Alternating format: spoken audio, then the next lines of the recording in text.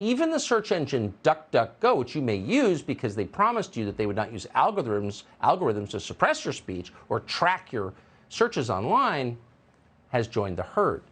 DuckDuckGo's CEO is promising that the search engine will downrank sites that are, quote, associated with Russian disinformation. Associated with. Okay. In other words, saying things the Biden administration doesn't like. YouTube has just removed an episode of the Full Send podcast featuring Donald Trump. It got 5 million views in 24 hours, but they couldn't handle it, so they hid it. Blake Masters is the CEO of Teal Capital. He's running for Senate in the state of Arizona. We're happy to have him join us now. Blake Masters, thanks so much for coming on. So in the name of protecting freedom, we seem to be eliminating it here. Have you noticed this? I've noticed, Tucker. A lot of people here in Arizona have noticed, and it's just so absurd.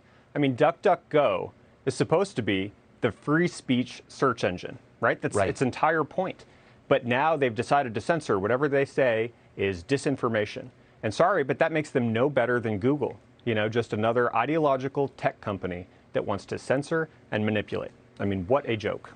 Well, it's especially distressing because a lot of us use DuckDuckGo, which is, of course, inferior to Google. Google has a great product. That's why it's so big. And so, you know, they've misused that power for evil. So is there an option? I mean, you're a tech guy. Is there some search engine you can go to that doesn't have its fingers secretly on the facts feeding you propaganda?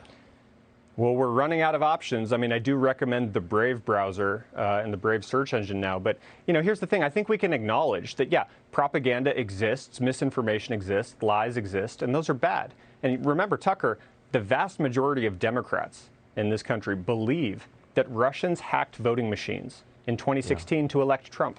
I mean, that's just delusional, of course, but what a propaganda coup. That is the biggest Russian disinformation story of our time. And here's the thing, you don't fight that by becoming more like Russia, right? You don't stop that by having censors tell us what we're allowed to think. Well, of course. And by the way, maybe I missed it, but I haven't seen really any Russian disinformation or Russian news source, anything from Russia or its agents in this country in a very long time. All the misinformation, propaganda I see comes from the White House. Have you noticed? There's an awful lot coming from the White House, and of course, big tech's got its hook into the White House, right? It's hard to know where the White House stops and where big tech starts. And that's why we can't trust big tech to police itself, right? You can't rely on big tech to check big tech. And you can't just say, well, build your own alternative, right? Because these companies, when they get big and successful, they all succumb to the same pressures. And you mentioned it, YouTube, just yesterday, they ripped off President Trump's interview with the Nelk boys. Like, what is that? This is a highly successful interview with the former president of the United States. Like, my gosh. And they just decided to censor it. And Google, Tucker, I will say Google is the worst offender. Google, of course, owns YouTube. But Google has the power to swing a presidential election. And for all we know, that's exactly what they did in 2020. Well, I don't think there's any question about that. And to topple governments around the world. Blake Masters from Arizona, running for Senate. Appreciate it. Thank you.